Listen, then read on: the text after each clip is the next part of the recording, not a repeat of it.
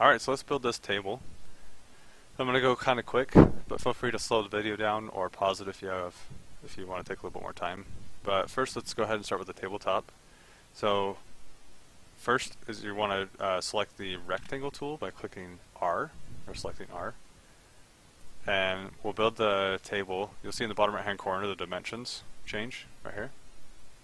So we're going to have it 8 feet by 4 feet. You want to be pretty exact with these measurements the way it shows, because otherwise it'll kind of mess it up if you just don't put the comma and everything. So just type it in correctly. Now we have a rectangle. Now this is just a two-dimensional object, and we want to make it three-dimensional. So click the space bar, and you want to double click on this layer, and I usually make things an object, a group or a component, because it just makes it a lot easier to work with.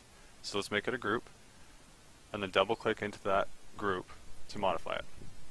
Now we want to give the two-dimensional object, which is just a plane basically, we want to make it 3D. So click on the push-pull tool, or P. Select that layer. You'll see it when you hover over it, it will turn blue. And type in 1 inch. Okay, now we have a three-dimensional object. And in here we want to make the little like skirts or whatever they call it. So click the F key and click an edge, and then we're going to type in 2 inches. And then on this rectangle we want to make this one an inch in from there. So type in 1 inch and click enter. Now we want to make this layer that we just made, this little section, we want to make it bump out 3 inches. So hover, you can see you can hover over it and it'll create this. We want to type in 3 inches. So now you can see our table is getting a little bit more dimension to it.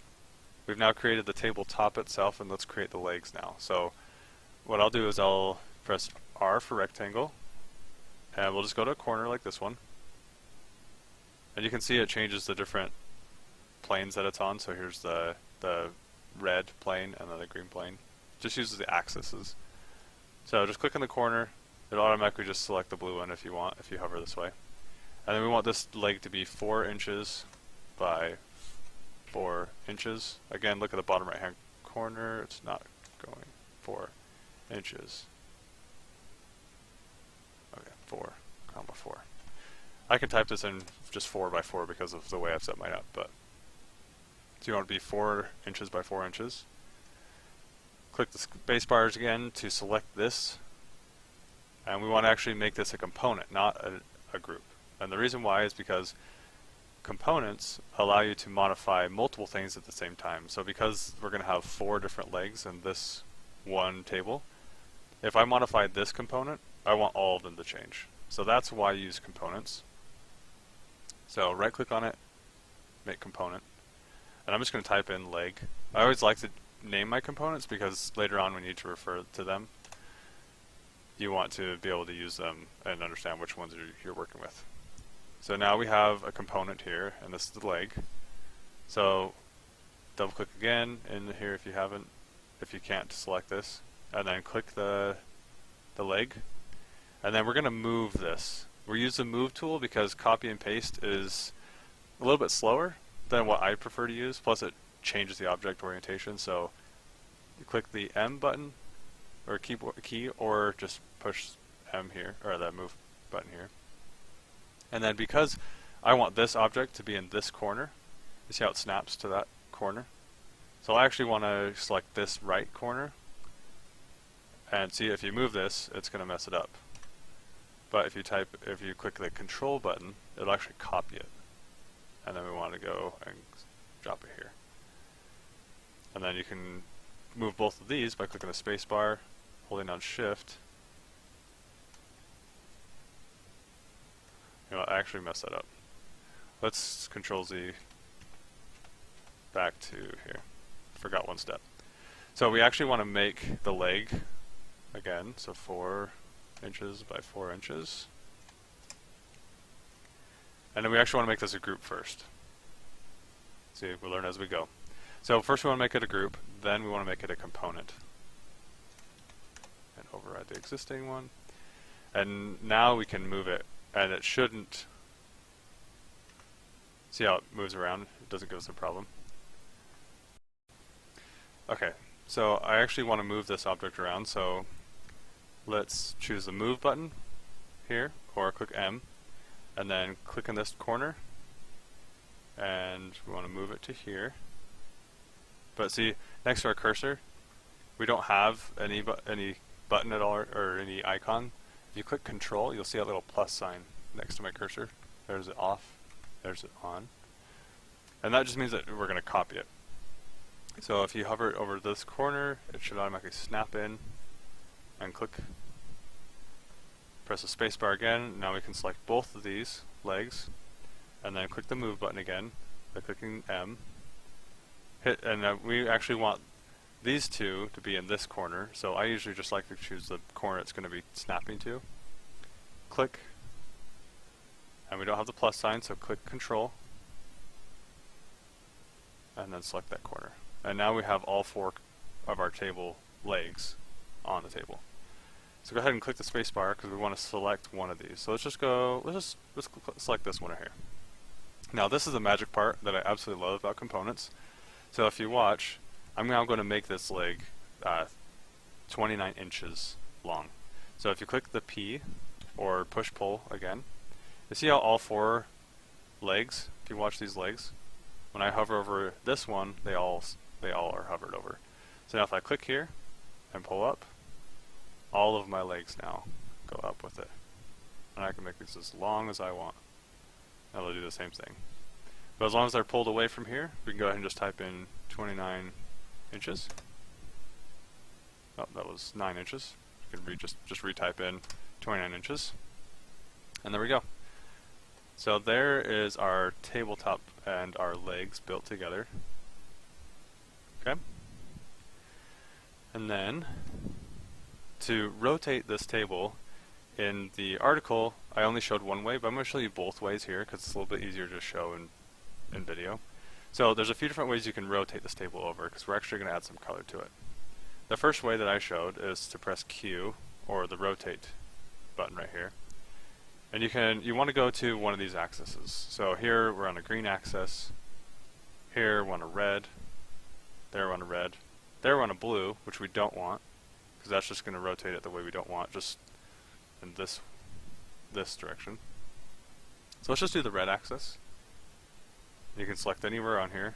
You can click and just draw. You want to make sure that, it's always going to have an axis snap to it, but we're just going to be on the green axis, and then click again, and now we can rotate the whole table. And you'll notice when I go to 90 or 180 or 270 degrees, in the bottom right hand corner, that's 90 degrees. If you look at the bottom right hand corner, you'll see it snap. So this is 180 degrees.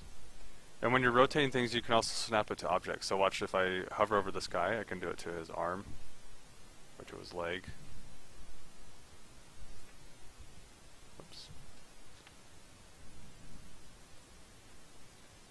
Or his head.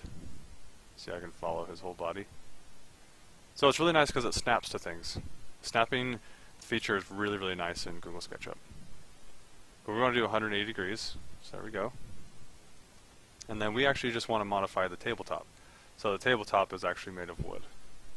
So we're going to double click in here, and we want to, so these are their own groups. So we want to select the whole tabletop and actually make this a group. Double click in there, and then press the B button for bucket, just a paint bucket basically. And then we want to select wood in this drop down. If you don't have this drop down, you want to make sure it's in materials on the right. And sometimes there's a little button over here that you'll just have to hover over, and it should say default tray. But I have mine separated from it. And let's go ahead and just do wood veneer. And we're going to hold down shift. If we don't hold down shift, we just paint one surface, but we want to paint all of them. So hold down shift, and it'll paint the entire object. See how nice that is? Okay, so now we are done with the table, because we're going to keep the legs white, but that is how simple it is to build an object. Click spacebar again, and double click out of your object, and you can see now the entire table. Now there's a lot of different cool things that you can do with SketchUp. Excuse me. So I'll show you, for instance, some cool things you can do. So let's say we wanted to make a round border on the tabletop. So we're going to use the arc tool. So A for arc. And then you want to make sure that's actually protruding from the the correct side. But we're actually just going to make a line right here. An arc, you can see it in that dimension, directly perpendicular. And then draw another line, so L for line. Okay, so just so you can see where that's at, it's on that top layer. And then let's just say we want the entire tabletop to have this around it. So you can double click the layer, hold down Shift to deselect that layer, that middle section, and now we have just the border, the entire border selected, and we want this to be all the way around that border. So then you're going to click on the Follow Me tool, and then hover and click.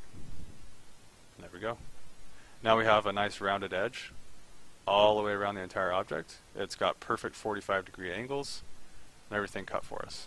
So it's a great way to do trim for houses and other things, gutters and all kind of stuff. And then we can go ahead and click B for bucket and repaint that by holding down Shift. So there's a lot of different ways to modify different things in our projects, but those are just some simple things. I recommend just practicing doing this on your own, moving to some little bit more prototype type stuff, like just personal projects that you want to do. Let's say you want to make a cabinet or jewelry box or something. I recommend just learning simple things like that, and you'll learn the different tools pretty quickly.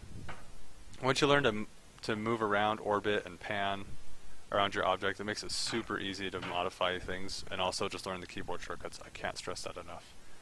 But just keep practicing. I'll have some more projects coming up later on in my Medium articles that you can read.